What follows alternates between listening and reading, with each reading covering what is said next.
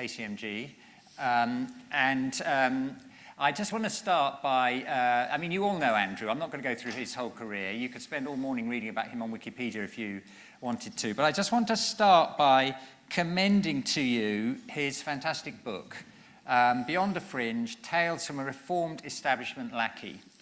Now, some of you will notice that there are 1 or 2 pages turned over in Andrew's book. They are obviously the pages on which I am mentioned. They are also the pages on which Andrew is talking about me, but he does not name me.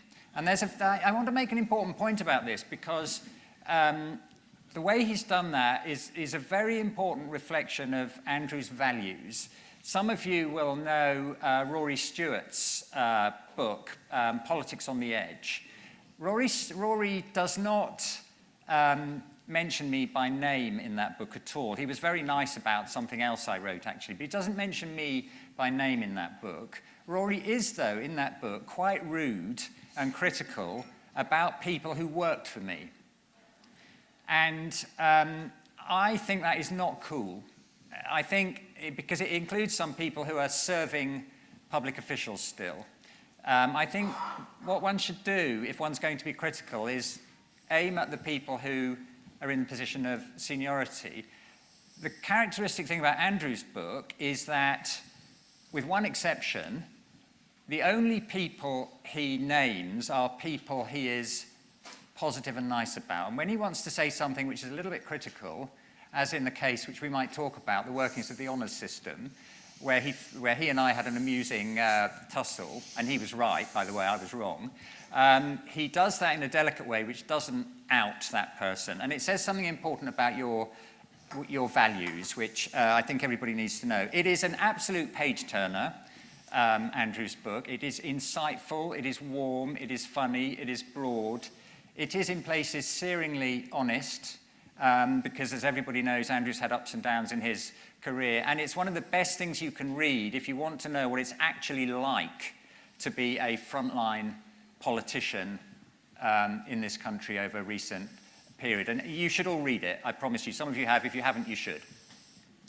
So I've given you a glowing write-up on your book. You also like reading books. We talked last night about Robert Harris's books and about Jeremy Hunt's books. So what is the best book you have read recently?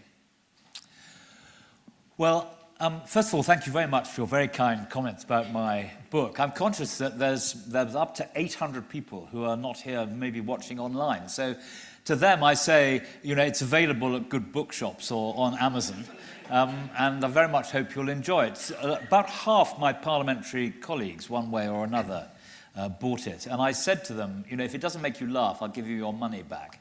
But no one has asked for their money back. So that's an encouraging sign. And also, it sold well. It sold very well, actually. They had to reprint it. But I think that's because it's not, oh God, another pompous politician telling us how to save the world. It is, I am trying to make people, amuse people for the most part of it, tell them some funny stories. And the reason I won't be writing another one is because I've used all my funny stories up in this one.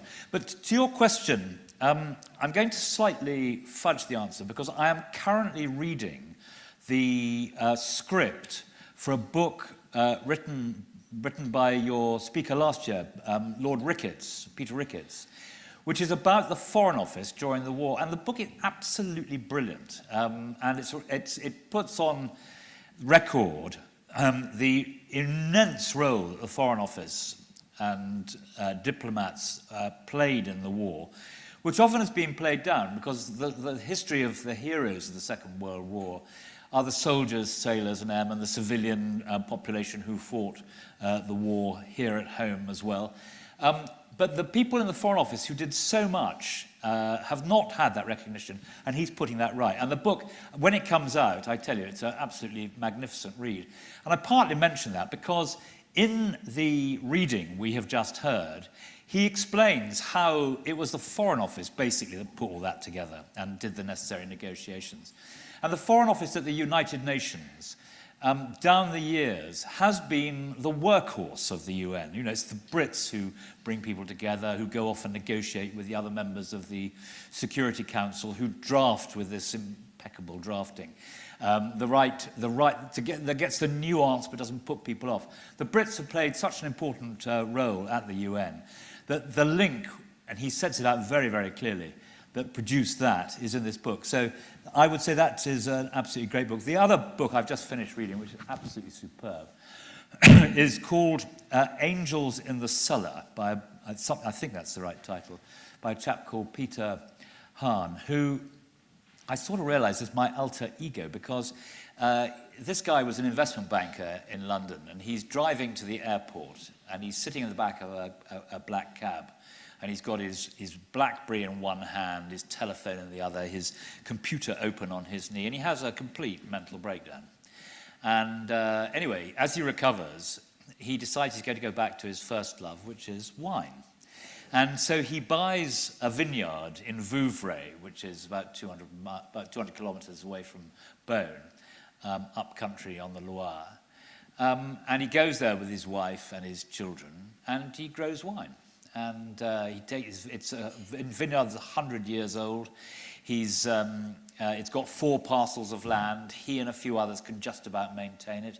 He resuscitates a wine press that is 100 years old and hasn't been used for donkey's years. And he becomes part of the community and he makes wine. And that could have been me, because I come from a wine family. And indeed, as I explain in the book, when I left university, my father, I was going to go into the family business, and my father said, "You can't, because you haven't got a good enough palate." And so we all know about wine, but we don't know about money. You go into the city and learn about money, and then come back and, will be well formed. And I did, but of course, if you go into the city, you get suborned by the city. So I never went back into the wine trade. But when I was about 40 years old, for no reason I can discern, I did develop a palate. And my father was far prouder of that than anything I did in the cabinet or in politics. Very good. Thank you very much indeed. A really fascinating answer to my question. Not tragically the correct answer to my question, because I put it to you, Sir Andrew, the best book, in fact, you've read recently is this. This is my book on the rise and fall of the Department for International Development, which you and I will discuss later. Just to tip you off, there are more book questions, so I'm hoping you're going to improve your batting average. I'm hoping you're going to improve your batting average. Now, when we advertised our conversation to all the membership, we said we would talk about the world turned upside down and Britain's role in it. So let's start by asking you to explain the current state of the world. How is it we've got to this position where the world is now quite well understood as one where Trump and Putin are allies and some of the traditional alliances are disentangled? How have we got to that position? Well, first of all, we certainly have got to that position where the world is now a more dangerous and uncertain place than at any time, I suspect, in all our lifetimes. And there's 2 points I would make. The first is that at a time when the world really needs the international system, really needs the UN, really needs the plethora of organizations which are part, at their best, of international harmony, we have the very reverse. At a time when we need an international consensus and community to tackle the great problems of the world, climate change, pandemics, migration, protectionism, terrorism. These are problems which no country can solve on their own. I mean, we hear politicians in this country thrashing around over migration. And be clear that no democratic government in Britain is going to get re-elected which does not solve the problems of thousands of people coming across the Channel, and as our constituents see it, breaking into Britain illegally. No government's going to get re-elected. But you don't solve migration in the Channel, you solve it way upstream in Africa and beyond, which is why I've talked about a Marshall Plan for North Africa if you want to try and make any real progress on this and stop people trying to come to economic fortress Europe. So, and disease doesn't know any borders. Disease is something which no country can tackle either, as COVID made so clear. So when you really, really need an international system like now, the whole thing is disintegrating. It's partly disintegrating because Putin has invaded his neighbor, something we thought we consigned to the history books in the last century. A member of the Permanent Five at the UN invaded his neighbor, bombed its infrastructure, and is slaughtering its citizens. And so that is, if you like, is the encapsulation that when you need consensus and people driving towards internationalism, you've got narrow nationalists in power all around the world. We've had them in Britain. Boris Johnson was a narrow nationalist. You see it with Erdogan, Modi, Xi, Putin, Trump. These are narrow nationalists. And it brings me on to my second point, which I think is very frightening, which is this, that before the First World War, we had great powers with spheres of influence. And then we had the First World War, and our grandfathers at the end of the First World War had seen a generation slaughtered on the Western Front and in Europe, and they determined that this couldn't happen again, so they set up the League of Nations. The League of Nations was blown away principally by Germany during the 30s, and then we had the Second World War, and at the end of the Second World War, our fathers' generation said we can never let this happen again. We mustn't make the same mistakes that ended the League of Nations. We must have the United Nations, hence this brilliant book that I mentioned earlier. And we set up the United Nations. And the United Nations has done a brilliant job. My first experience of the United Nations was as a very young peacekeeping soldier in the United Nations forces in Cyprus. And I developed from then a great respect. And having done that service, great value to me as a development minister later on. And I learned a lot about the United Nations. And of course, the thing about the United Nations is, firstly, if it wasn't there, we would have to invent it. And secondly, there's that brilliant quote about the UN, that the UN won't get you to heaven, but it may save you from hell. And you know, the UN, of course, everyone can attack the UN. And actually, I think there are big flaws in what my friend Tom Fletcher, your successor, is the way he is presenting the case on Gaza and Israel at the moment. I think there are big flaws in that. But basically, the UN has been a force for stopping us going to hell. And so we are now back with what I said about the UN to the same position effectively we were in 1914 with great powers, with spheres of influence. Putin is basically being told by Trump that he's got this sphere, which includes Ukraine. The signal that is sent to the Chinese over Taiwan is very clear. And, you know, Trump wants America to be a great military power and a great economic power with its own spheres. He talks about taking over Canada or Greenland. So in my view, this is a very, very dangerous period in our history, and it takes me straight back to 1914. So I think that's a brilliant encapsulation of where we are. Can I ask you, as a politician who engages and needs to be re-elected all the time by citizens, what is it that has changed so that these populists have popular appeal?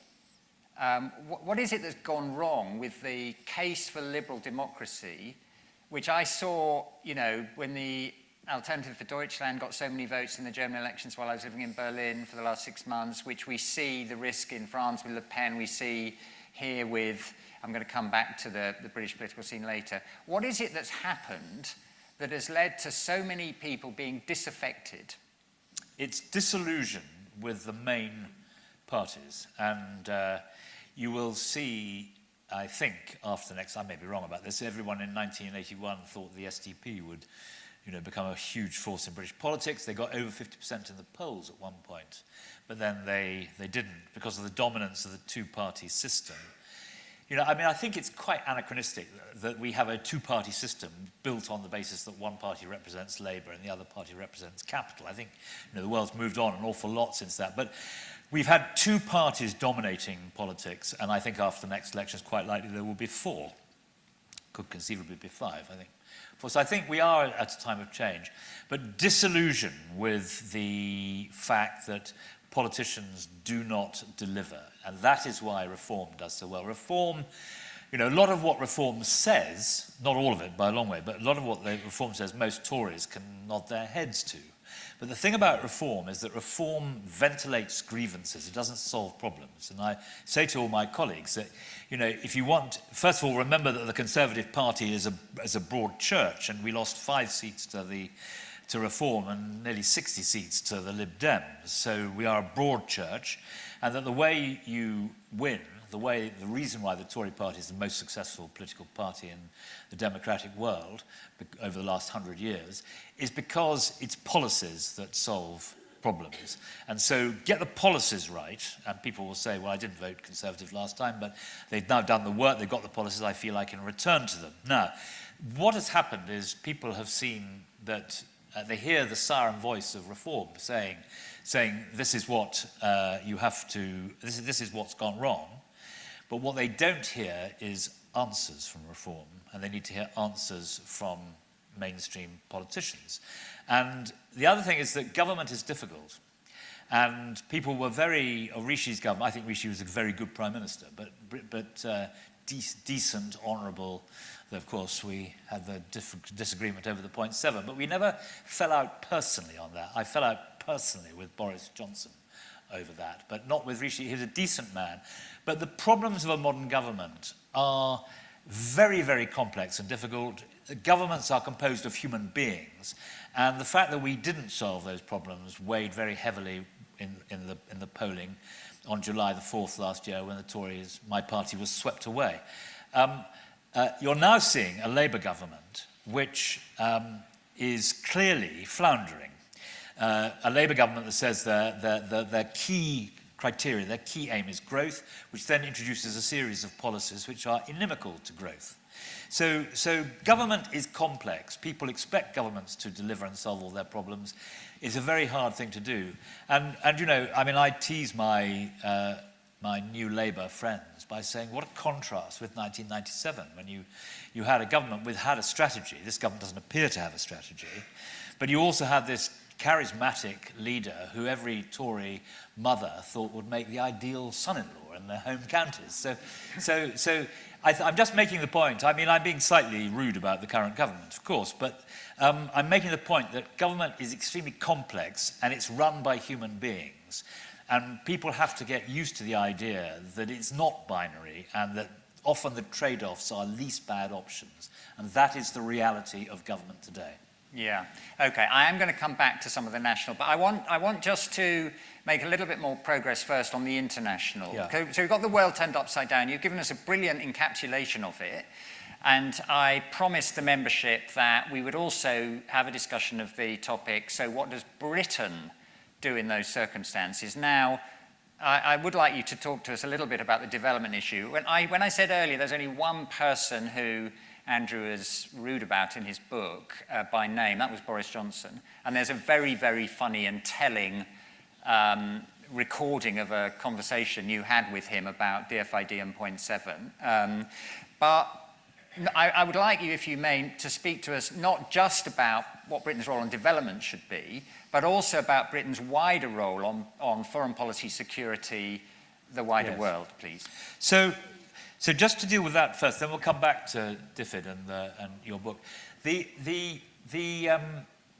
think that Keir Starmer has done well on his handling of Trump and on Ukraine. And I think that is an example of Britain punching a little bit above its weight. For me, the two most depressing moments recently was firstly the scene in the Oval Office with Zelensky, which seemed to me, I was educated at rugby school, and it was like something out of Tom Brown's school days, bullying Zelensky in the Oval Office. I found that very, very deflating and depressing to watch that. And the other thing, which really made me sit up, and I'm sure had the same effect on everyone in the room, was America voting at the UN with Russia and North Korea, I think it was, against all their allies for the last 80 years.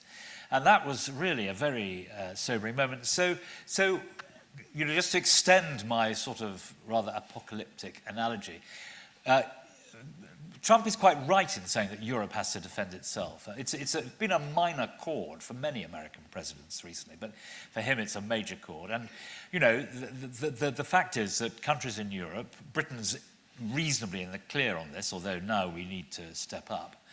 And don't believe, by the way, that this debate about whether you're going to spend 2.3 or 2.5 on defence is going to be relevant to the future. I suspect, as things stand, it won't be long before all of us have to acknowledge that we will need to spend 5% on defence.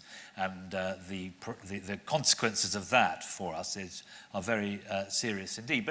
But he's right to say that Europe must stand on its own 2 feet, and Europe ought to be able to stand on its own 2 feet because our economies, 3 or 4 of the Western European economies are bigger than Russia's economy, and we've got to be able to defend ourselves. So that is a very serious point, and I think that Britain standing between America and Europe, I think Keir Starmer's doing this pretty well, is a good thing. And I think that that's one of the new realities to which you were referring.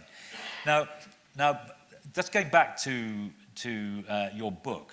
And it's a brilliant book. Both Claire Short and I agreed that it's very nice about both of us in it, and we both agreed that the bit could have been written by our mothers, we thought. But it's a very, very good book, and it's right in what it says, and it does the analysis very well. So you and I were in Harness Permanent Secretary in 2010, 11, 12. Those were the high days, because at that point, Britain was, without question, a development leader. Indeed, I would argue, since Suez, it is British international development leadership which has been respected and followed all around the world. One of the things we did together was the Multilateral Aid Review, where we looked at all, I think it was about 43 UN agencies, and we marked them over whether they delivered upon interests and things that Britain wanted to see delivered and whether they gave value for money. And a lot of them didn't believe that we would do it, but we did it, and then 10% of them we ceased to fund. The really good ones, like UNICEF, we doubled their core funding because we thought they were so good at what they did. And countries came to Palace Street. The Americans came, the Germans came, the French came, the Australians came, to see, you know, how we'd done it and what we did. And that was the point about British leadership and DFID. The money was important. There was all-party agreement on the 0.7. I've never been so proud as in a period of austerity. Britain stood by its promise to the poorest people in the world and brought in the 0.7. But there was agreement on that. There's only 4 people, I think, who voted against the 0.7 in the House of Commons, one of which was Jacob Rees-Mogg. But that, you know, there was unity. And you know, I used to irritate the Labour Party by saying it's not a Labour policy or a Tory policy, it's a British policy. And really, when you and I were at the crease, it was the apogee of all of that. British leadership. I used to go around saying America's a military superpower, Britain is a development superpower, and everyone would nod. No, it wasn't a controversial statement at all. And so that's why I would argue, really, since Suez, it was unequivocal, clear British leadership. And the reason for it was not the money, it was because DFID was a flag around which some very brilliant people congregated. And I used to, when people used to come in and see me when I was Secretary of State and say they were off to the IMF or the bank or some part of the UN system, to begin with, I used to be rather pissed off by that. But I learned that that was a mistaken reaction because this was spreading UK development tentacles around the world. And of course, in that situation, someone can pick up the phone. If the Secretary of State said, I wonder what we do about X, someone would say, oh, well, there's so-and-so in New York, we'll get hold of him. And also, if you wanted to know about growing seeds in arid land in Eastern Africa, there'd be 4 PhDs in your office within about 5 minutes. It was a centre of excellence. And I tried to explain to people, and it comes across in your book, that it was not just a government department. It was a Department of State for development in the developing world and a real driver of these things. And that is what Boris Johnson destroyed. And quite apart from that he promised me he wouldn't dismantle DFID, the destruction of that was very severe. And he also said from the dispatch box that DFID was like an ATM machine in the sky spewing out taxpayers' money. And the problem with a remark like that is that it destroys support because it's an excuse. In a country where 50% of our fellow citizens believe in development in one form or another, and 50% think that it's sending money overseas which would be better spent on our hospitals and schools here, there is that division. If the leadership doesn't take a firm and clear line, you've got no hope of winning over the taxpayers and the populace. And the problem now is when you have a development secretary now, development minister, saying that no longer will Britain be a global charity, and idiotic statements like that. It wasn't ever charity. Development is spent in the national interest, and any penny of it that is not spent in the national interest, we should stop, and that's why we set up to hold ourselves to account the International Commission on Aid Impact, the ICAI. When you have people saying that sort of thing, it's impossible to win the argument, and it shows too that the current government have not absorbed the lessons that were taught to all of us by Prime Minister Blair, Brown, Cameron, and to a significant extent May. And the leadership that they gave was what made Britain a development superpower, and what has happened since has pushed us way, way down. And I'll just give you one other thing, which is quite slightly controversial perhaps, but I do not believe that the humanitarian position in Gaza would have developed as it has if DFID had still been in operation. And I'll tell you why I say that. If I had been Secretary of State, I would have said to the senior people in DFID, look, there's clearly a humanitarian catastrophe building here.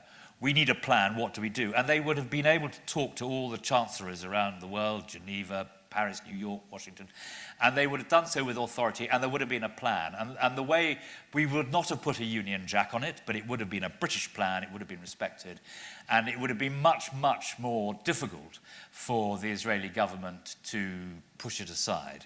And what has happened is you've got the Brits doing a bit, the Americans doing a bit, the Gulf states doing a bit, the UN doing a bit. In Gaza, you've got the absurdity that you're delivering aid from the air, which kills people on the ground, that you've towed a pontoon across from Virginia, which then breaks up after 2 days because of that. When you've got a road network, the only reason you deliver humanitarian aid by aircraft, because it's dangerous and it drops on people's heads, is when you haven't got a road network. There is a road network, at least there is into Gaza, and I'm sure that if there had been a coherent plan put together by people whose expertise was recognised, you would not have got to the position we've got to today. Thank you. Very serious, compelling, important points. And we've got some more serious things to discuss. We're going to, though, have a 60 seconds of light relief so we can all take a bit of a breather. These are one-word answers, OK? There's a few of them. Quick fire round. You're a North Londoner, Arsenal or Tottenham? Arsenal. The correct answer. You're an oenophile with a great palate. Dessert, wine or claret? Claret. Theatre or Netflix? Netflix. Oh, interesting. France or Italy? France. Ah, okay. So I hope you enjoyed that. There may be more light relief later, but we're now going to pursue a bit further some of the serious things that Andrew has been talking to us about. And I want to talk a bit more about the UN. Now, I did help you out with this earlier, Andrew. What's the second best book you've read recently? This one. Here we are. No, that's not that's the first best. What's the second best book? Let me help you out. You provided a review for it. Yes, you mean Peter Ricketts's? No. Here it is. I'm disappointed. It's my book about the UN. Yes, Relief Chief. With your review inside it. Yes. Now, I wanted to have a conversation with you really about how the friends and supporters of the UN should be thinking about how to protect and support it now, given all the things you've just described. In particular, when it comes to the humanitarian role of the UN. Because I think we're in a really difficult position, and I actually think there's a bit of a shortage of good ideas about what to do. I'm going, when we've heard from you, to give friends and colleagues in the room a chance to talk about this as well. I'd particularly like to hear from Martin, who's one of the great heroes of the UN humanitarian system over many years. But can you please give us your take on what an intelligent person's approach to protecting and reforming the UN is now? So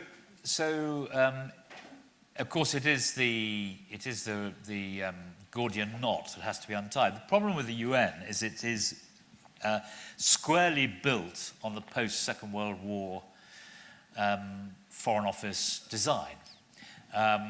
The 5 powers on the permanent representatives on the Security Council are effectively the 5 victors from the Second World War. It's almost impossible to reform because of the veto. If you're looking from 30,000 feet, you would question whether both France and Britain should be 2 of the 5 on the Security Council when India isn't, South Africa isn't, Nigeria isn't, Brazil isn't, Germany isn't. There's a clear mandate for reform, but an almost impossible position for reforming. And I think to me the answer to that is to expand the Security Council and try and water down the veto.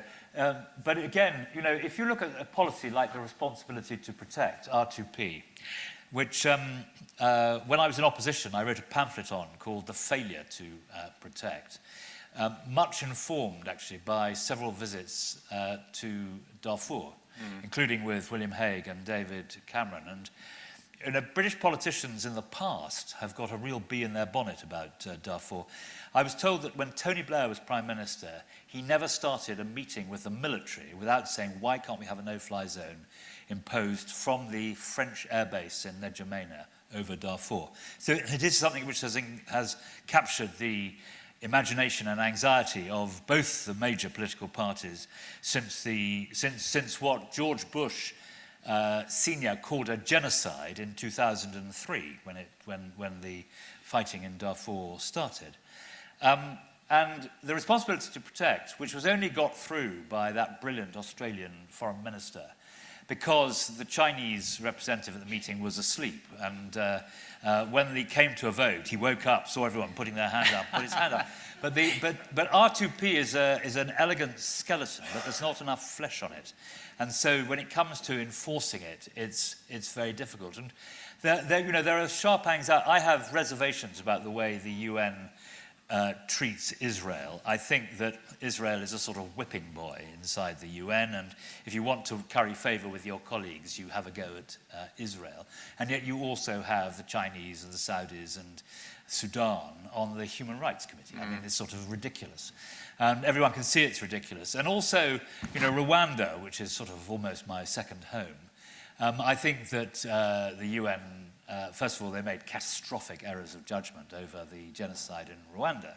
But also I think that the UN has sometimes simply got what was happening down there, which is very complicated, wrong. So there are flaws in the system, not just the overarching system of the Security Council. I think also the UN gets itself into a mess in some of these geographies for reasons of sort of internal populism within the UN. I mean, if you had supreme power, you would, in the second term of a Secretary General's office, try and tackle the systemic reform in some way, probably by increasing the size of the Security Council and managing to either water down the veto or get the General Assembly to have more powers to overrule the 5. But I mean, you'll know, Mark knows much better than me, to do that is very, very difficult. Yeah, and of course the reason we have the veto is because that was the only basis on which the great powers would agree to create this. But I'm with you on that. I also think, by the way, that there's a big structural reform agenda that needs to be grasped, and the current cash crisis will force that. Now, I'm going to open the floor and give you a chance to comment. I just want to give you an incentive to do this. There are very few members of Parliament who have the ability to be listened to by everybody in the House that Andrew has. It's still his day job. He contributes a lot to discussions in the House. You have an opportunity now to inform the next set of brilliant interventions he makes on international issues. So I don't want to put too much weight on you as you build up your questions, but please ask some good ones and make some good comments. Martin, do you mind if I start with you, and then I will bring in others who catch my eye? Well, thank you very much. Sorry, Martin, the mic's just coming. Thanks very much. Now, I think this is extraordinarily difficult.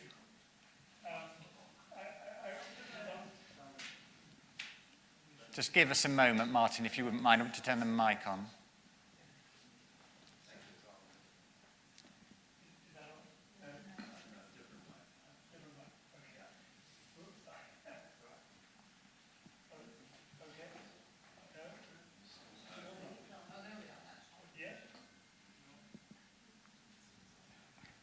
Give us a bit of Mary Had a Little Lamb, Martin, and we'll test out. Mary? There we go. Okay, fine. Thank you very much. No, I think it is extraordinarily difficult, and I wondered if I could sort of briefly tell a story which I think indicates just how difficult it is. In Kofi Annan's second term, he introduced the possibility of, I think it was 6 new indefinite members of the Security Council. They would not be permanent, but they would have 4-year rolloverable terms. And I happened to be in Rome for the UN Mine Action Service and was called in to see the Undersecretary, which hadn't been planned at all. And he said, Mr. Barber, I wish you to transmit my government's protests at the announcement that the candidates for these new non-permanent but rolloverable seats on the Security Council will be Germany and not Italy, and will include Germany and not Italy. And this just, I think, illustrates how really, as you've rightly said, the post-Second World War model is sort of unreformable. In 1996, just as Kofi Annan was about to be elected, a small group of colleagues and I drafted a paper called Don't Reform the UN, Start Again. And it was a 2-pager, and it evoked a certain amount of interest. But when Kofi Annan was elected, it got dumped. I still think that theoretically, at least, there would be an argument for saying, the League of Nations came to an end when it did. The UN has been going on under its current form for many, many years, and it's time to rethink it. And the key thing would be to rethink it not from the top down, but from the bottom up. One of the most interesting consultations which took place in 2015 when OCHA invited people all around the world to say what they thought about humanitarian aid in the lead up to the World Humanitarian Summit. And that World Humanitarian Summit brought us the so-called grand bargain, in which donors agreed with UN agencies and international NGOs that they would make a really serious effort to build up the humanitarian response to crises on the basis of actual needs and requirements, rather than on the basis of what donors thought would be a good idea and were in their own national interests. And I'm interested, that you still couched development aid and humanitarian aid as something which has to be in one's national interest. And I think what the consultation showed was that people in countries in crises have the capacity to assist themselves with just a little bit of support. But the construct that we have for humanitarian aid has international organizations, international NGOs, going in and doing their own thing. and it doesn't work. Okay, Martin, Sorry. thank you very much. So, Andrew, I'd like you to comment on that. And then just so you know, the next people who've caught my eye are Tony and Gary. So I think that's a very, very interesting analysis. I mean, first of all, Paddy Ashdown, may he rest in peace, he did a very, very good piece of work for the government in 2010 on how we do emergency relief. And I mean, he made several of the points you have just made about that. Secondly, the position of the NGOs today is totally different from what it was when we were at the crease. And I'll give you an example of that. I persuaded David Cameron to allow me to bring the heads of the 6 biggest NGOs and charities, the BOAGs, so it's Christian Aid, Oxfam, CAFOD, Save the Children. Save the Children, and bring the 6 heads to a shadow cabinet meeting. And during that meeting, it was music to my ears, I think my colleagues were a bit shocked, Barbara Stocking, the head of Oxfam, said, if you don't stick to your promises, we will put 1 million people on the streets. And, you know, it was a very good reinforcing thing for her to say. It helped us, certainly Cameron's and my agenda. Now, today, they couldn't put, I don't think they'd put 1,000 people on the streets. The NGOs, partly very unfairly because of the bad behaviour scandals, which of course mean a few rotten apples besmirch these brilliant young people who want to make their contribution in a selfless way to improve the lot of their fellow human beings, and often put themselves in great danger unarmed and so forth in that respect. So it's partly that, but it's also because the NGOs have slightly been found out. They just want money for their own projects. And, you know, I mean, I think I've told anyone who wants to listen that I think this is my view, but I think they've got a lot of work to do to re-engage with the public, because what drew me to them, and I think it's fair to say that all sectors of state end up disliking the NGOs at the end. I think I was the one who least that was true of. And that's because I very much admire these people who would go out on a wet Thursday afternoon and to jumble sales to raise money for their causes. But there's now not a link anymore between what you're talking about and what their supporters want to see and how these people actually operate. To the point of, I think that the UN is going to have to reform because, as Mark said, the money side. I think it's incredibly important that you compared it with the League of Nations. What we don't want is the UN to fold its tent and hope for something better. It's got to be UN reform, in spite of the great difficulties.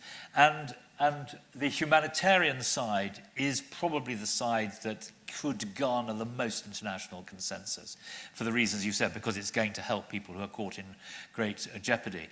The other point I just make, by analogy, is this, that I remember a conversation with Boris Johnson actually saying, listen, what you need to do is you need to open the Geneva 1951 Convention on Migration. And that's what you need to do. And yes, absolutely right. I should instruct the Foreign Office to do it at once. And needless to say, nothing happened.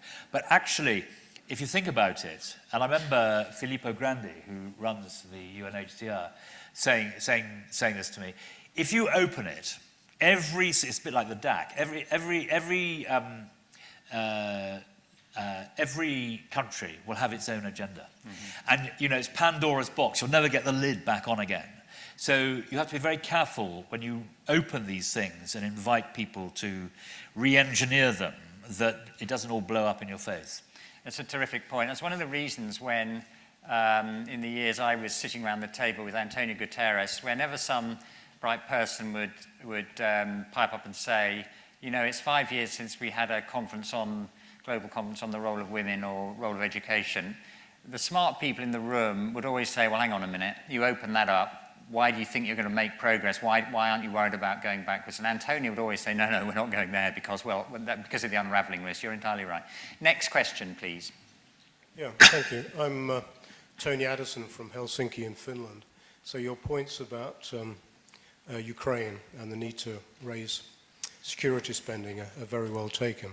But my question is, given the financial constraints, not just on the UK, but also on other European donors, how do you leverage the most impact with the funds that you have?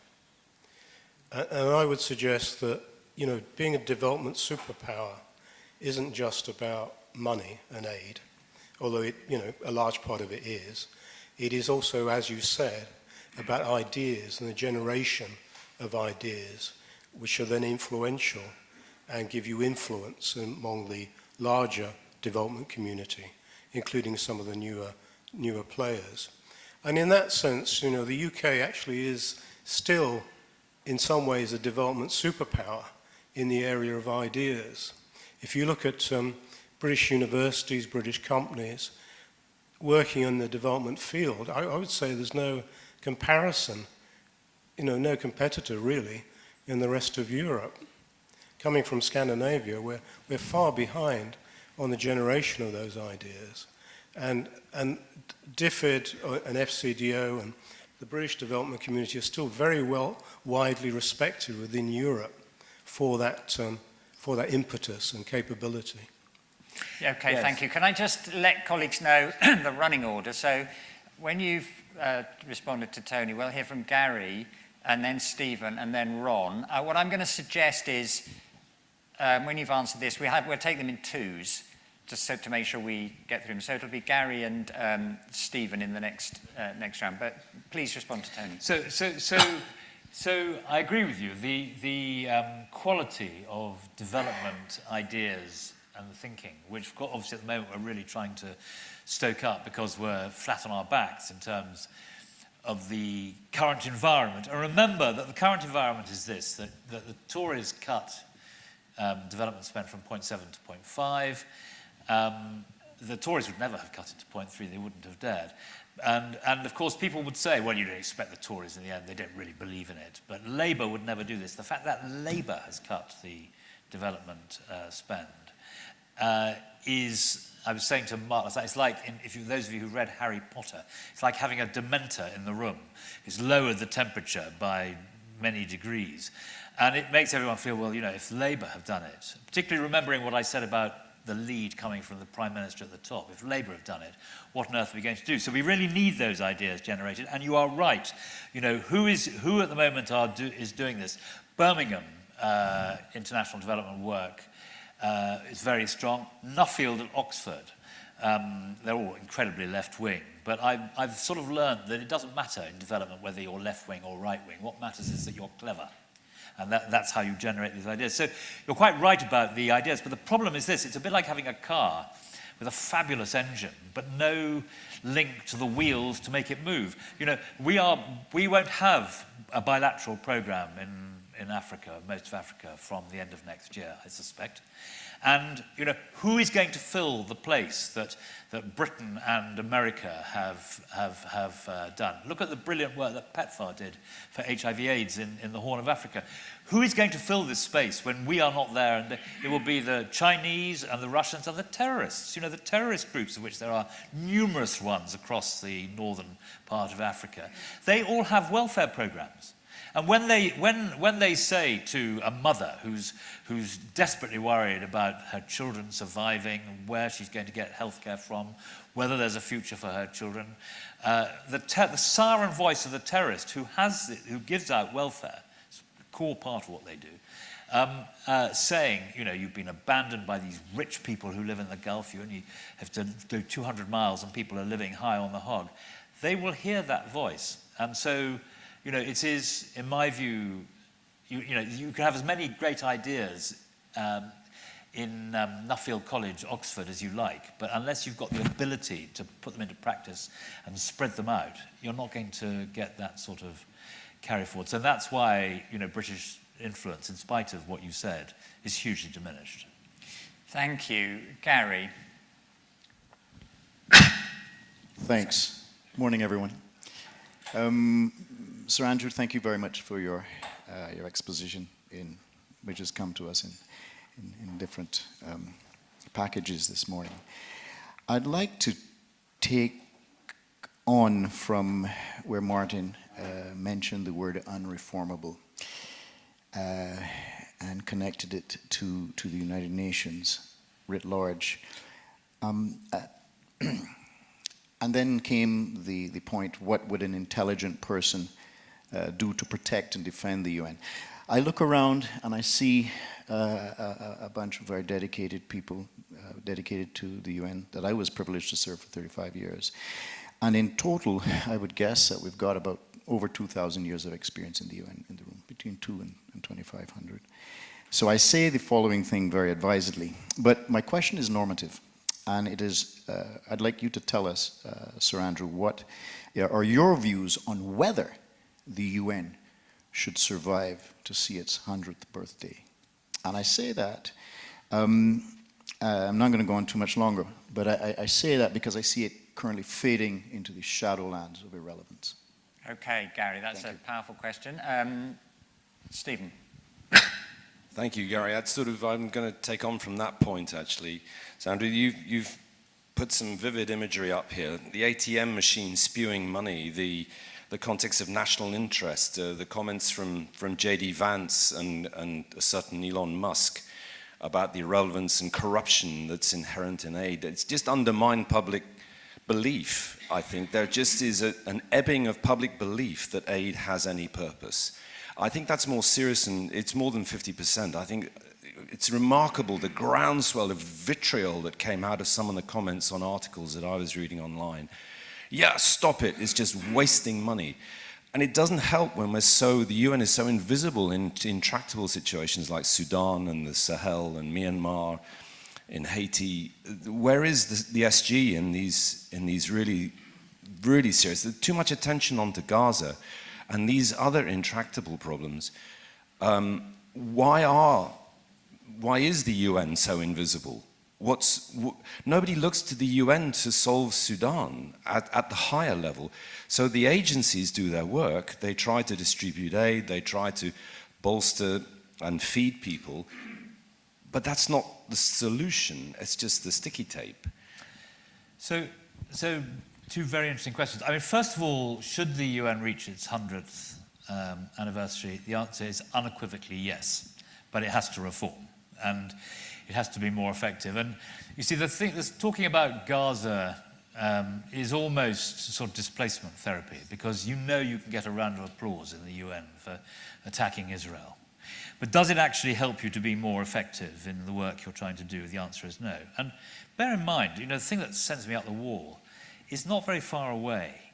In Sudan, there are 600,000 people, many of them very young, who are starving to death before our eyes. Do you hear about that? You hear the UN has consistently talked about famine in Gaza when it is patently not true. And if you cry wolf too often, you get the obvious consequences. There was shouts of famine in Gaza when the supermarkets were pretty full of food throughout large parts of Gaza. But it's become a sort of anti-Israeli reflex action. And of course it means the UN is then very, very ineffective in addressing the situation. The thing I learnt as a UN peacekeeping soldier about the UN is that the UN, when it does something like peacekeeping, must have overwhelming force. In Cyprus, where the Brits were providing the backup for the United Nations forces in Cyprus, UNFICYP, a six-country force there. If the Turks and the Greeks messed with the UN could call on an overwhelming force. We had Akrotiri. When we moved all the Turks from the south to the north, and I commanded the rear of what was a sort of 6-mile-long convoy, anyone who'd messed with it, the RAF would have come and bailed us out. Now, if you look around the world, why, for example, in the DRC is this incredibly expensive UN force so ineffective? It's because, they don't have sufficient support and weapons, and when in the past there's been a serious difficulty in military action taking place, it's quite difficult to get them to leave their barracks. So the UN must be effective in what it does, and so any reform needs to address that point.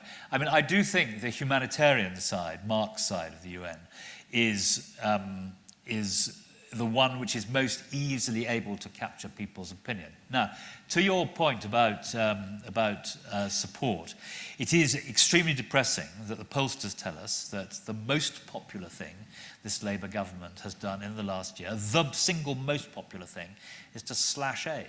That's what the pollsters tell us. But let me tell you what happened when Mark and I were running DFID. Over those 2 years, 2010 to 2013, 3 years, Britain was in what is now called Tory austerity. Budgets were being slashed. The only 2 budgets that were protected, ring-fenced, was my budget on development and the school's budget. All the others were being slashed. I used to sit in cabinet trying to hide under the table as the Home Office budget was slashed.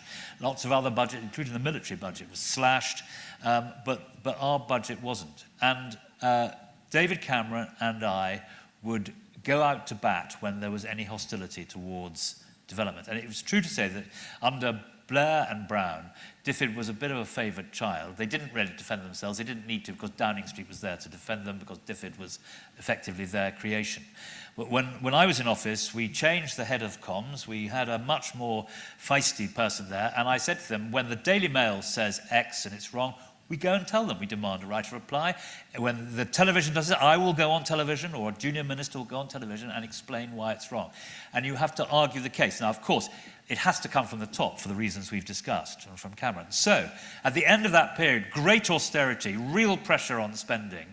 What did the polling show? It showed the following: that support, in spite of the austerity years, had gone up from 46% to just shy of 50% amongst the population as a whole, amongst women far more, and amongst people under the age of 30 even more than that. So if you make the case, you can win the argument. But if you've got a Labour government slashing aid, talking about charity, not reading the very good white paper that we produced, and a Prime Minister who doesn't really care, let alone a Prime Minister who says it's an ATM machine spewing out taxpayers' money, you cannot win the argument. It's virtually impossible. So I'm going to bring in next Ron and Robert, and then 2 colleagues at the back. I just want to abuse my position as the president, just to say one thing to reinforce what you said. The whole construct of the UN is it's the servant of the member states. You all know the famous episode where Stalin was told after some atrocity that the Pope wasn't very happy about what he was doing, and Stalin's reply, "How many battalions has the Pope?" The point is, things would, in my view, you're entirely right, in my view, the point is things would be even worse if we didn't have a forum for dialogue and discussion and so on. Did the collapse of the League of Nations improve prospects? Obviously not. So I completely get the frustrations, but I do think you're right that things would be worse without the UN, with all its failings and flaws. So, Ron and then Robert, and then, yes, the 2 of you at the back who've been very patient in the round after Andrew's responded to Ron and Robert. Thank you very much. Ron Skeldon, citizen of anywhere. You started off by listing the best books you had written or read. Can I throw another one into the mix? And certainly not a book that I've written. I don't even know, I've never met the author. It's Peter Turchin's End Times, an American political scientist who tries to explain why political systems disintegrate, which is really, I think, where you started off. You know, why is our liberal democratic system under pressure? And he tries to come up with 2 main factors. The first is, I think, obvious, increasing inequalities and the creation of a super wealthy group. The second factor he comes up with is not so obvious. At least it's not intuitively obvious to me. It's the overproduction of elites. And essentially, both of those factors are the product of development.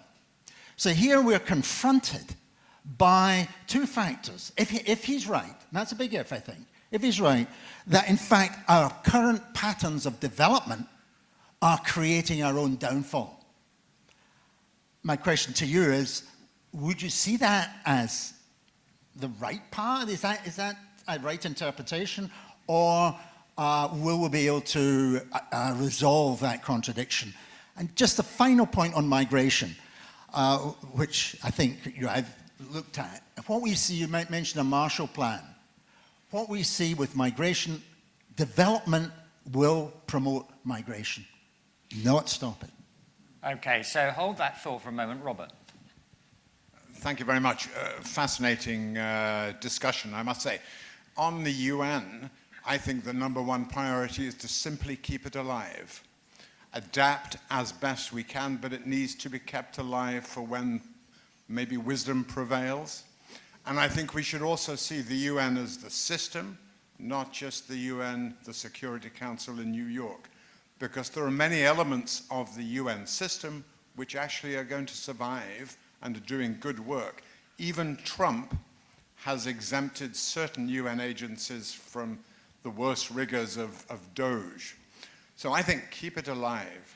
But what I would like to do, Sir Andrew, is to take you back to your bully pulpit in the House of Commons, or maybe not a bully pulpit, your pulpit.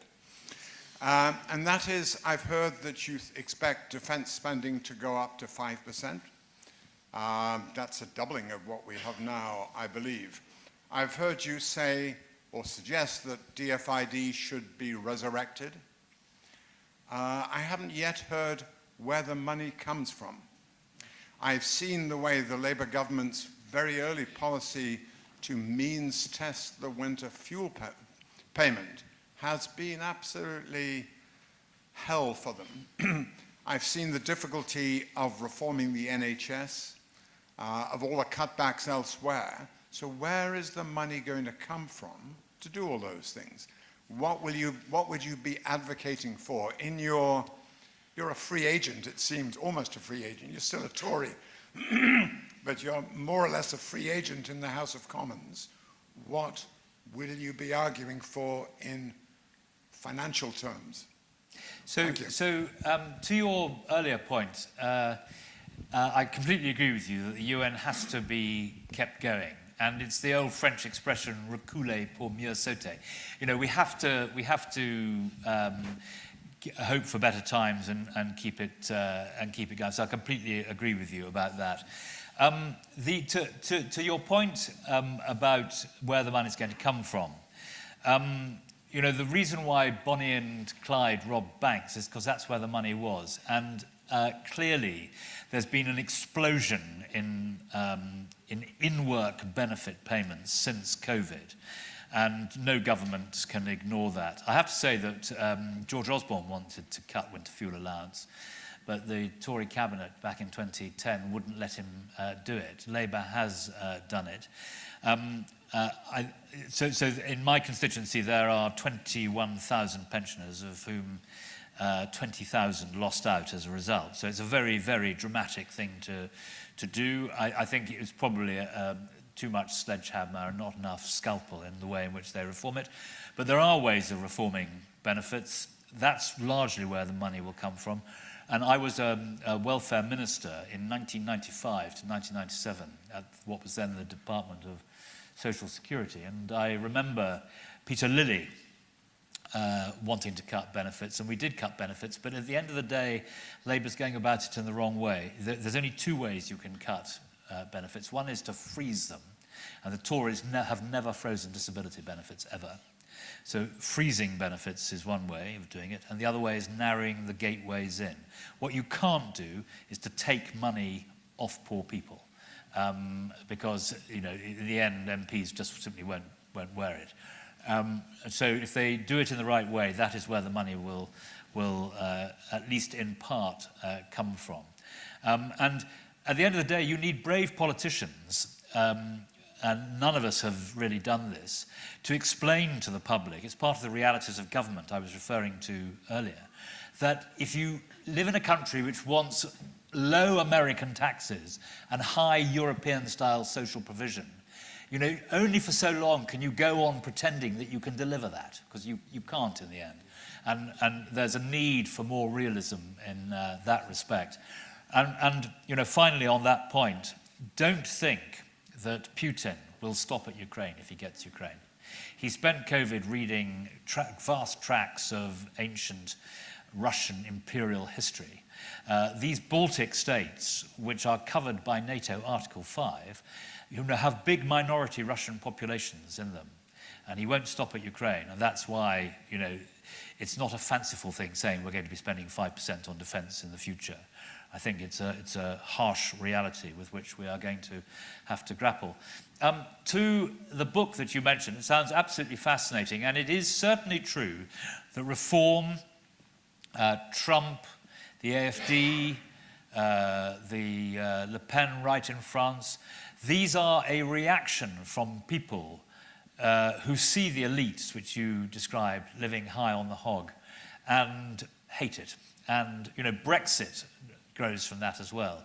A feeling that this globalization, internationalism, is damaging the lives of people who live in a particular area and the ecosystem in which they live and exist. And it's part of the problem that, you know, we haven't managed to win the argument that globalization ought to lift everybody up. And the antagonisms which are caused, you set them out extremely well. Which reminds me of another book, actually, which is one of the best books I've read. So, as I said, I'm not writing any more books, but it is Samantha Power's book, The Education of an Idealist. Yeah. Absolutely brilliant woman who so if you're looking for something to read on your summer holiday, The Education of an Idealist by Samantha Power, I think, is absolutely superb. That is a truly brilliant book. Our daughter read it and loved it, actually. It's very inspiring for young women in particular. Yes, I've just given it to my daughter to read. I hope that it will appeal to her. Very good. So, you've been super patient at the back. The lady at the back, please. I'm the only lady here. To pick up on some of the points you made earlier on the sometimes unbalanced approach of the United Nations system, other than being a proud member of BAF-UNCS, I carry a hat of permanent representative of an NGO to the United Nations office in Geneva, and through which I attend the Human Rights Council twice a year. How do you explain, over the past 20 years, that a full-day item is discussed at the Human Rights Council twice a year for the past 20 years, which concentrates exclusively on Israel, discussed by many of the perpetrators of the worst human rights abuses, etc. Is there any room, people know about it, but can anything be done or any room for reform? I know it's a very political thing. But can Britain, I know Britain has usually abstained from any votes on the subject, quite wisely. But I was just wondering, talking about reform of the UN, is there any potential hope in that respect? Now, I think I saw the man to your left wanted to... Yes, please. Thank you. On a slightly different tack, my name is Mark Davis, and I want to preempt what I'm saying with two things. First of all, I am an optimist, despite my intervention being painting quite a pessimistic picture. And the second thing I want to say is that I'm a die-hard Labour voter, but I agree with almost everything that you've said. Having said that, I just want to go back to what you were saying right at the very beginning of your presentation, which is you were talking about some of the intractable global problems, climate change and conflict and various things that are going on around the world that make it seem quite a bleak place at the moment.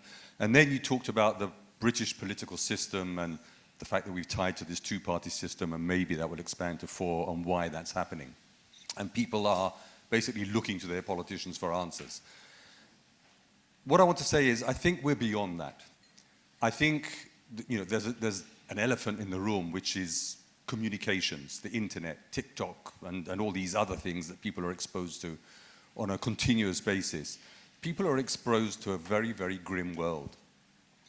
And facing challenges, speaking to young people, facing challenges like climate change, like conflicts that are not being resolved after years, decades of ongoing war, economic stresses that people are facing around the world, which are not, there's no sign of improvement on any of those things. So people overall are rather unhappy and don't really see much of a future for themselves. And that's a ripe environment for this narrow nationalist agenda, or some other kind of idealism to take hold and to grab people's attention and for them to flow with that, promising them a better world which is not going to come. So in the face of all of these intractable issues which the politicians are not solving, they make promises, they don't solve them. The same is happening internationally. We make promises, the issues are not resolved. Where do we go from here? And when we're talking about the UN, I just want to say one thing which I've become very, very aware of, having worked in the system for a while and attended international conferences and so forth. It is a one country, one vote system, but those little countries are almost silent, and they have very little influence on the processes. The processes are always influenced by the big powers. How do we empower the one country, one vote system so that the countries that really need to be saying what their issues are and getting the world's attention to help solve them have a voice that is actually heard and influences what's happening within that system? Very interesting indeed. I mean, Mark, in a way, is a better person to answer the question than I am, but that won't put me off having a go. But I mean, I think the answer to your last point is that actually the one country, one vote people have become much, much better at allying with other similar one countries. And that they know the UN is the most sophisticated political organization in the world in terms of internal politics.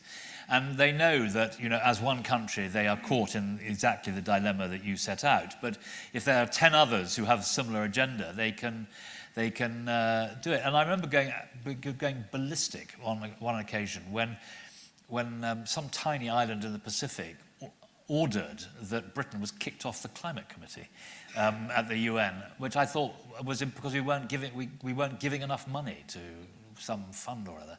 And I sought them out, the person from this little island, and sort of confronted them at the UN when I could get hold of them.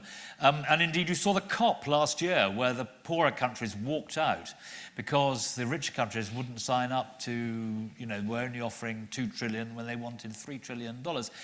So the thing is almost going the other way from what you described. You've got these absurdities where when the fact that you are a donor country is entirely irrelevant. You have no more rights than a country that is a recipient country. And, that is to defy economics and national pride and endeavor in a ridiculous way, which is unsustainable. So I think, there are great difficulties there. The other thing is that in the final chapter in my book, someone said to me, at the end, when you bring it all together, don't play that old man game of, oh, things are terrible today, they're so much better in my youth, and the world's gone to the dogs. And I thought, actually, it's a very good point. So in the book, I describe how, in that period between 1990 and 2020, the world saw the greatest alleviation of poverty ever in human history. If you look at the indices in terms of disease, lifespan, and so forth, and the growth of democracy and the diminution of war, you've got real progress. And of course, since 2020, it's all gone sharply into reverse. But we have at least got acceptance of the fact that it is the private sector that is the engine of development rather than the enemy of development, as people used to think in the past. So that one can be a bit too gloomy. And the other thing is that I look at my own children and I say to myself, they have to deal with social media, which is ghastly. But on the other hand, they do have the internet. And we had black and white television. They have Netflix. I think that this generation of kids have real challenges. And I think that, mental health is clearly one of those challenges for this generation. But our generation had different sorts of challenges. So I think one mustn't be too gloomy about that. On the subject of Israel, you made a very eloquent point.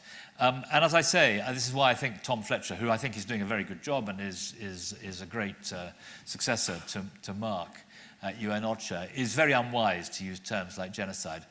And I was sitting next at a lunch yesterday to an Israeli polemicist who got thrown off one television, one program for being too extreme, and went before a select committee and got dressed down by the chairman of the select committee for being too aggressive. And I said to her, you know, in dealing with the crisis in Gaza, I was the minister, because the Foreign Secretary was in the Lords, and as the Deputy Foreign Secretary, I was the minister who every week for 90 minutes had to stand at the dispatch box and deal with Labour members who'd come back from the weekend where the Muslim community and their constituencies had really been after them, and they wanted to get a headline in the local paper and to show that they were fighting the Conservative government on the issue of Israel and Gaza. And I stood at the dispatch box and I said to this young woman, you know, there's two ways of handling this. You can either do it your way, which is unremittingly to stand by the state of Israel and take no prisoners, or you can do it the way I tried to do it in the House of Commons, which was to try and bring people back to the centre, which was, you know, that the hostages need to be released. People in Gaza need to be stopped being treated as human shields by Hamas. Hamas needs to be dismantled, but food and basic supplies need to be got into Gaza. You try and bring people back to a reasonable position. And the only thing that used to get me to fly off the handle was when people started talking about genocide, because actually, you know, I think that to accuse Israel of genocide, the Jewish state, which went through the Holocaust, is obscene, actually. I think it's a terrible mistake. And it certainly doesn't advance the UN principle of trying to bring people together. So I think Tom is wrong to use the term genocide. And after all, you know, there's 2 million Arabs who live in Israel, population increasing all the time. It doesn't sound to me like genocide. But my point is this, genocide is a technical term. What is happening in Gaza is not genocide.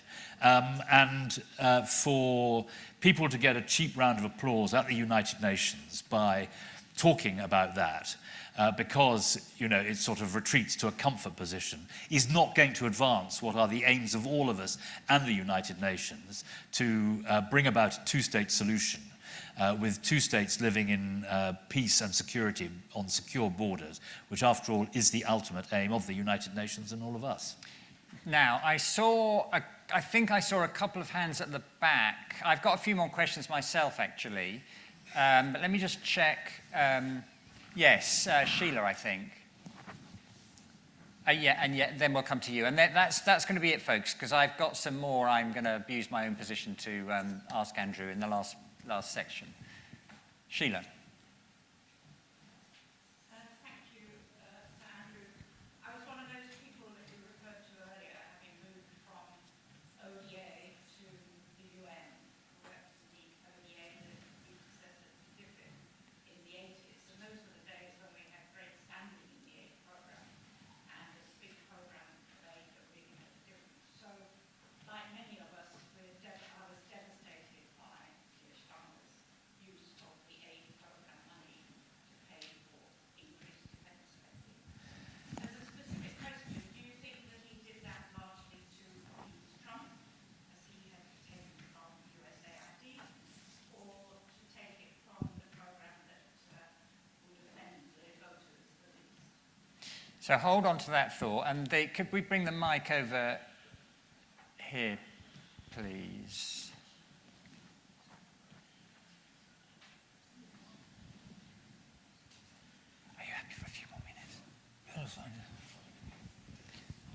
Thank you, Sir Andrew. Can I make 1.5 points? The half point is simply to remind everyone that the current Israeli government is the most extreme in history and is a factor which was not prevalent in earlier days and has to be taken very, very seriously into account. The major point is, and I'm not sure whether I believe what I'm saying, but there has been an idea, as a former colleague of mine in Geneva, who suggested the idea that one way of dealing with the veto is not to seek to diminish it, but to increase the number of countries with a veto, and to make passage of resolutions only possible when a sufficient number of countries have decided not to veto the resolution. So to increase the veto and increase the number of countries required to prevent a resolution being passed. Now that sounds counterintuitive. We know very well that neither Stalin nor Roosevelt nor the US Senate would have accepted the Security Council functioning without the veto.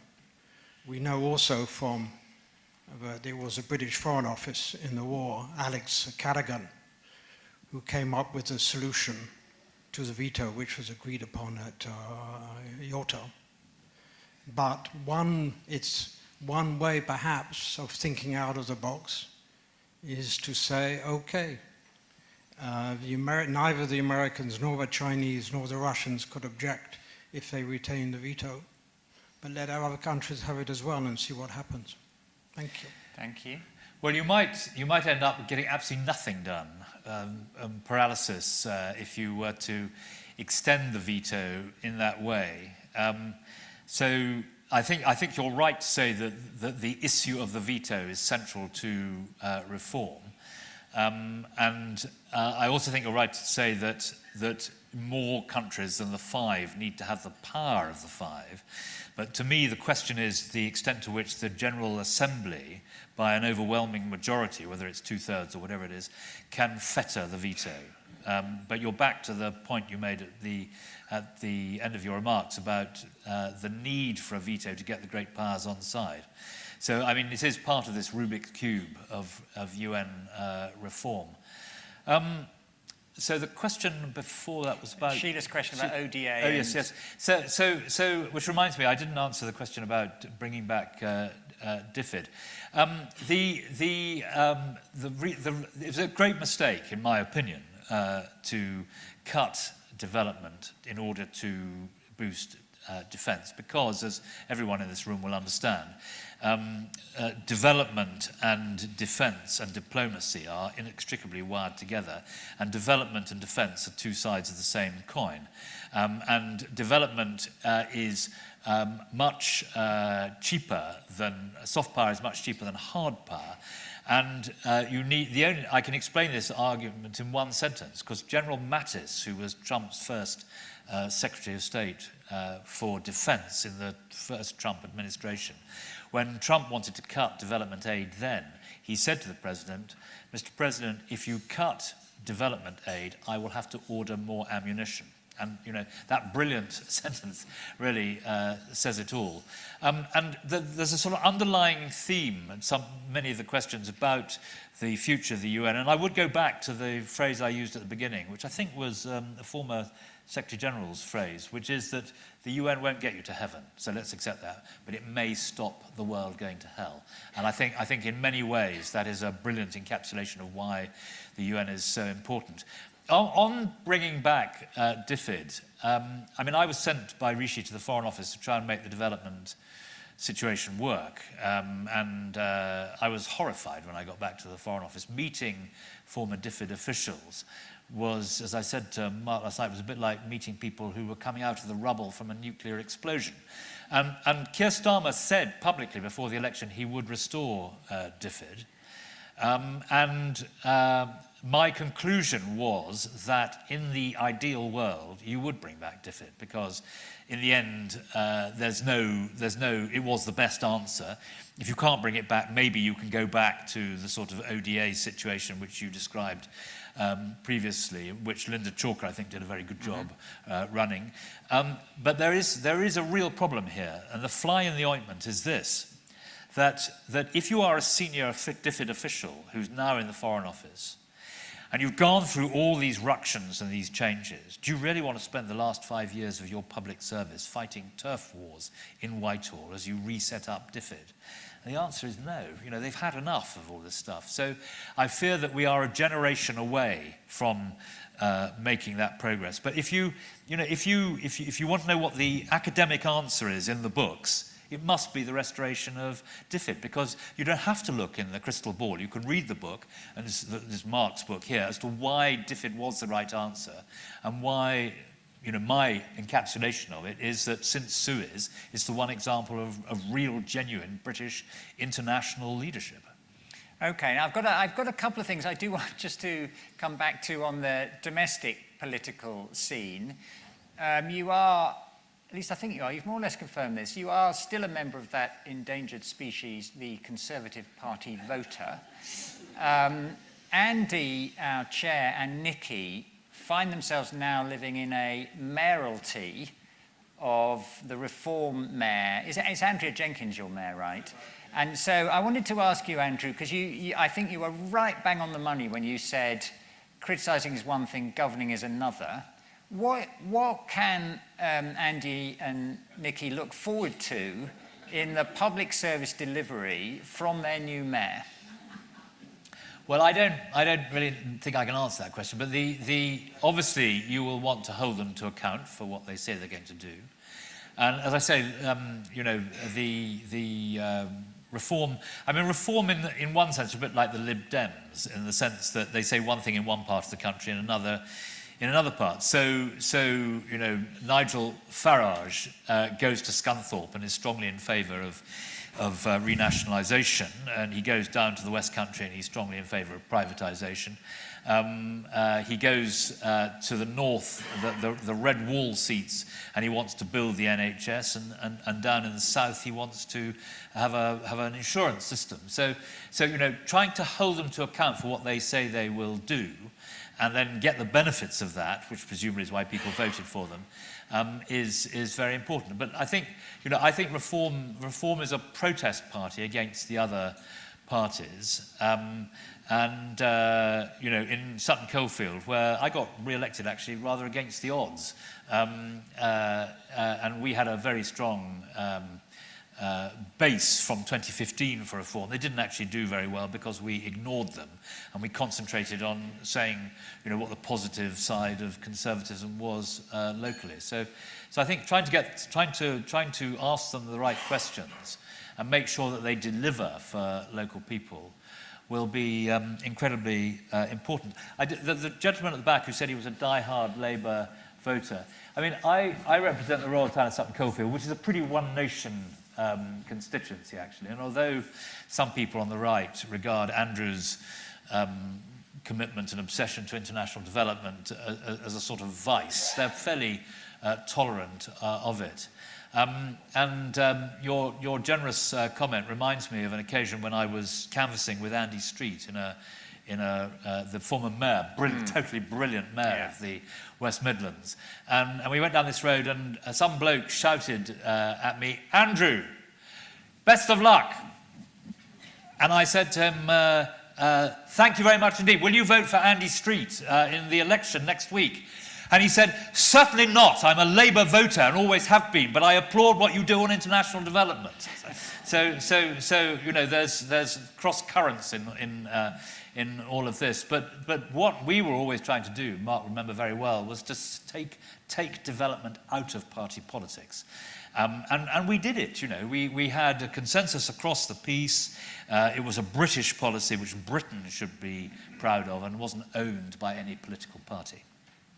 Okay, my last political question. I happened to be in Westminster Hall in the Palace of Westminster plugging rather a good new book in October last year when the last round of the Conservative Party leadership contest results were announced. And I wanted to invite you to describe to us your role in the rise of Kemi Badenoch. Well, I shall have to be rather careful how I answer this question. But remember that the number of votes that were being cast was the very reduced number post-election of Conservative MPs, where one or two of us voting in a certain way would deliver a certain result. And what Mark is referring to is the fact that I thought James Cleverly should be in the final, but I thought that he was easily in the final because he was top at that point, and therefore I didn't vote for him when I probably should have done.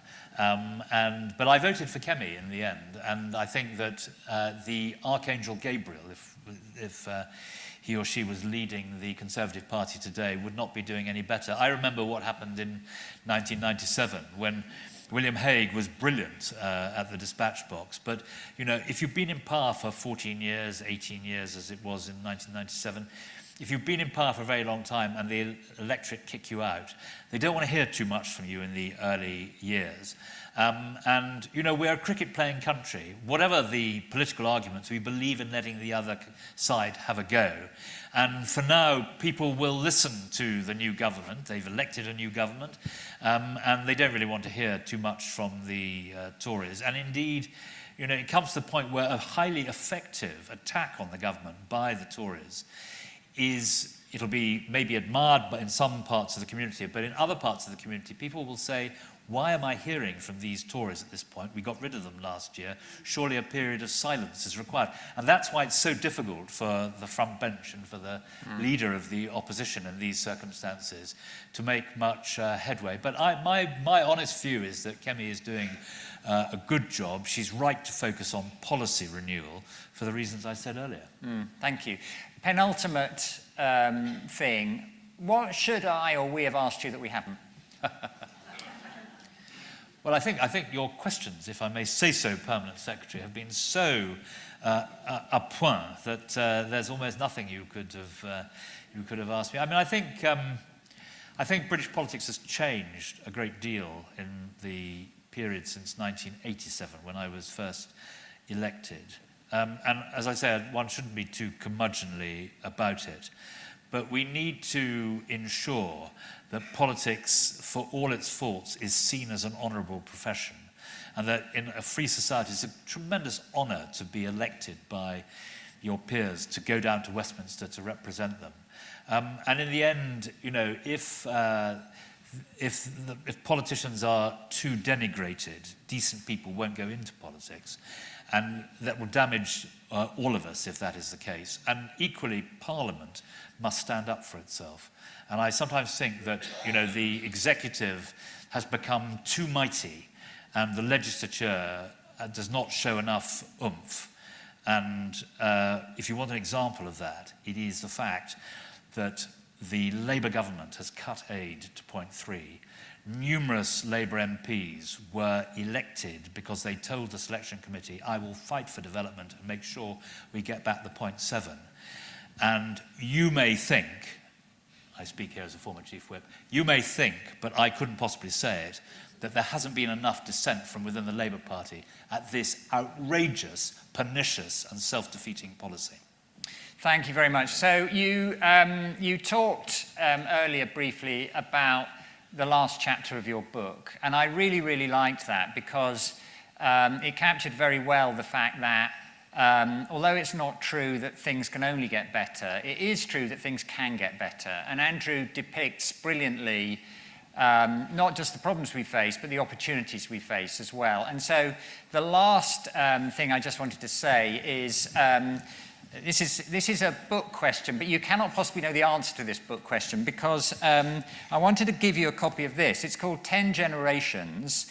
It's been nicely reviewed by somebody with whom you disagree on almost everything, but you agree on the importance of development. It's Gordon Brown did a very nice review for me.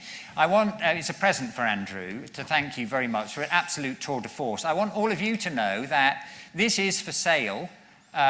You can go on eBay and you will find that there is an Australian seller of this wonderful book who will let it be yours for only £900.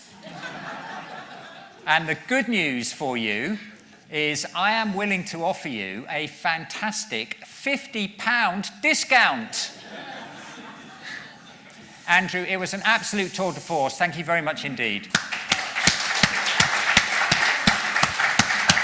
That was a lot of fun.